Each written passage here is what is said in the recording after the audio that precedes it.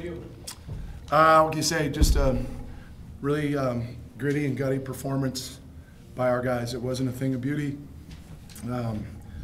but we got timely stops and timely baskets, timely free throws to close those things, to close the game out in the last few minutes. So just proud of our guys' resiliency that they showed. They continue to learn lessons and get better, and they've been through a lot, and I'm really proud of the way they're fighting through and buying in and staying together. So great team win. Question. Seth, what did you see as your team there as a whole, just the way you guys handled that kind of pressure situation? I thought one thing we've been talking about after the Arizona trip was closing games out. And I thought that was we did a really good job. Like I said, that was a big focus. And you saw the last 8 minutes, 4 minutes, and down to a minute, we did a really good job staying strong, closing that game out. So I think that was the biggest improvement for us. And Trace, same for you. What did you kind of see out of your guys there? Yeah, same thing. We said we're tired of learning lessons through these losses. I think all of our losses, we've had the lead with 7 minutes to go. We know we got to, in this conference, we got to win games at home.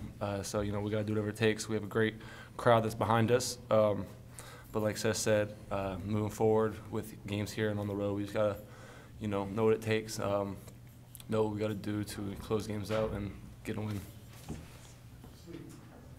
Those back-to-back threes in those final minutes by Trace and Stevie, did you feel like that was the moment you kind of secured the game? Yeah, it allowed us to take a deep breath or exhale, whatever. Trace's hit was just a big one and caused them, I think, to call a timeout. And then I don't know if it was the very next possession or maybe 2 possessions later, we ran our little baseline screen stuff, and I think it was Ethan did a great job of reading Stevie countering back off the screen and drilled another big 3. And I think that maybe burst the bubble a little bit. But we didn't lose our composure defensively. They were attacking. They're such a talented team with so many weapons, that until that final 5 or 6 seconds, we knew we didn't have it in the bag. So proud of the guys for stepping up there when it was needed. And now we need to take this, enjoy it for a little bit and then get ready for Saturday and hopefully keep the momentum going. When you got pretty animated a couple times, pumping up the crowd late in that game, just how essential of a win was this coming back from? Well, we had to have. I mean, it's always funny. I used to, when I was a little younger, say there's no such thing as a must-win until you're facing elimination. But these guys have been through so much. They deserve, these wins. And this road trip that we just came back from, they absolutely gave us everything they had, and we came up short. So we just, we haven't been pushing any panic buttons. They're just continuing to press these guys to get better, knowing that, we're coming back home, and if we could put some momentum together tonight, find a way, it could, slingshot us. So we just got to continue to stick to what we know works for us, defensively, offensively, and not vary from that. And we're going to have another really tough challenge on Saturday. But the great thing is Beaver Nation's been staying behind us the whole time. I mean, just they feel for these guys. They see the effort, and the unselfishness and how hard everybody's working. And so I think this was a great reward for our crowd, but more importantly, it was a great justification for these guys for everything that they've been continuing to do to get us better. Seth went out with 4 fouls. Obviously, you put him back in late. He had a big assist to Drew. Did you know you were probably going to go back to him at some point, or did that just kind of go as the game went? No, I mean, we wanted to go with a 4 that could rebound and handle the ball because we knew they were going to pressure up a little bit. And with his experience, we had a couple of guys we could have chose. We could have gone small, but this guy's maturity and what he's been doing for us the last several weeks, he was flawless defensively on the glass. He had a big tip in at one point. So you look at his numbers, and I think all of that was basically in the second half. He was huge again for us. So really proud of him, and it's great to see him comfortable in his skin now. For Trace and Seth, you had an 8-point lead that vanished and actually lost the lead. What was the mood like, and how did you guys respond to that on the bench when that's a scenario that's happened to you guys a few times lately? We know basketball's a game of runs, and that's their run coming back, and we felt like we didn't really have one, and so it was just kind of in due time that, we were going to pull away from it. And so we just stayed together, executed our offense, no one rushed shots or, went out of what was working. And sure enough, at the end, it just paid off for us. Yeah, same thing what Trey said. I mean, they're going to have their run. It's just how we respond to that. And so I think we thought we did a really good job of bouncing back after theirs and then starting to go on ours. And so, yeah. It was great. They were great in the huddle because there was a couple of times I got pretty fiery.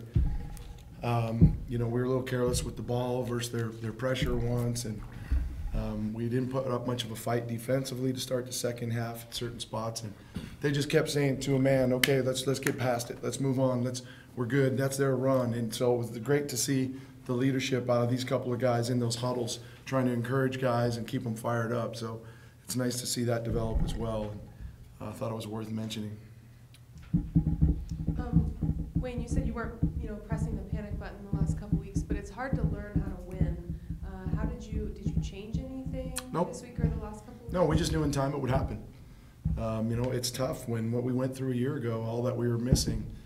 It's tough to get that confidence back, and really trust in the things that lead to closing games out. And so we just had to. We came back and we got after our guys at the beginning of this week. I mean, there was guys that didn't want to really defend in some of our drills, and we lit them up, no matter who they were. And we just continued to grind. And these guys know that we're never going to turn our backs on them or give up on any of them. We're going to keep doing what we're supposed to do, encouraging them, teaching them, inspiring, motivating.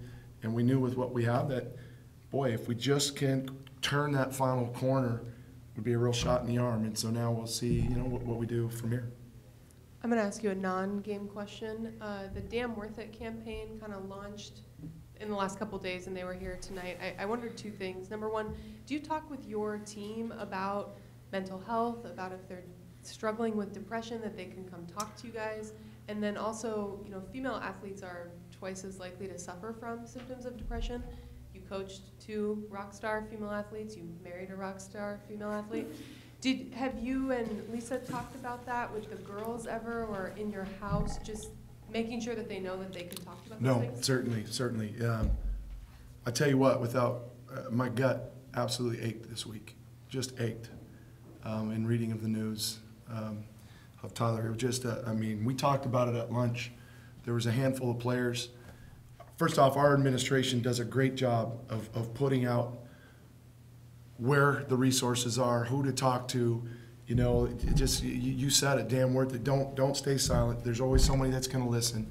So our administration does a great job of educating our guys, and it's our job as coaches. We always tell our guys our doors are always open. I remember early on, there was a guy that was really struggling in practice, and he walked outside of our practice facility and just had a meltdown. And so I ended practice right there. We had a heart-to-heart up in the office. And just for these guys to know that we're not always spewing fire, and that we're there, we care. Our guys know we care about them as individuals, not just as basketball players. But we do have those conversations. Don't ever hold anything in. And, you have blessed with 3 athletes, and we're please always keep an open door with us.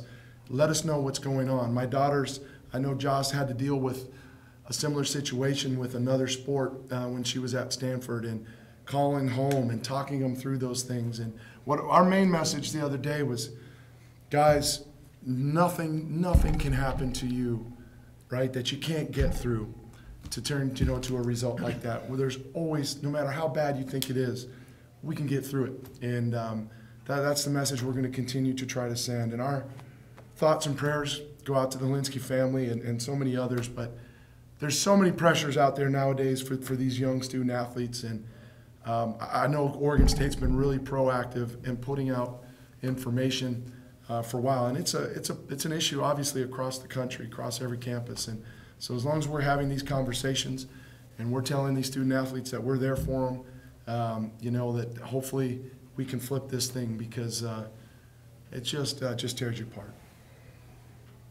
And Wayne, just one more basketball question.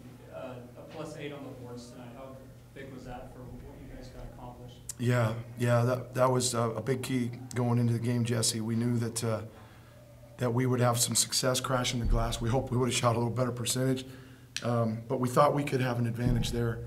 And you look at it, it was rebounding by committee. Nobody had double figures, but boy, everybody had a handful. So it was a key, and our guys really did a nice job of answering that call. Two last things for me. One, Ronnie had a couple of DNPs earlier in conference play. You've gone to him a little more the past two. Can you talk a little about why that, maybe him over Kevin? It's just, dumb coaches' decisions. You got to go with your gut. And the thing we're trying to figure out is some guys can help us defensively, not a lot offensively. Other guys offensively, but not so much defensively. So, we're going to keep trying to play the guys that we feel can help us on that particular night and tell everybody else to stay in and wait for their turn. And hopefully the guys will continue to buy into that. There was a time early in the game where it was Ethan and I think 4 guys off the bench. Was that to send a message to No, the starters? you read into it. Just trying to get some guys, keep them fresh, and maybe if guys weren't defending the way they were supposed to, let them watch some other guys give the effort. And I thought that was key for us, especially in the second half a little bit. But our guys know what it takes. They know what it takes. They know what we demand day in and day out, and we're going to continue to hold them accountable. So, thanks a bunch. Go Beavs.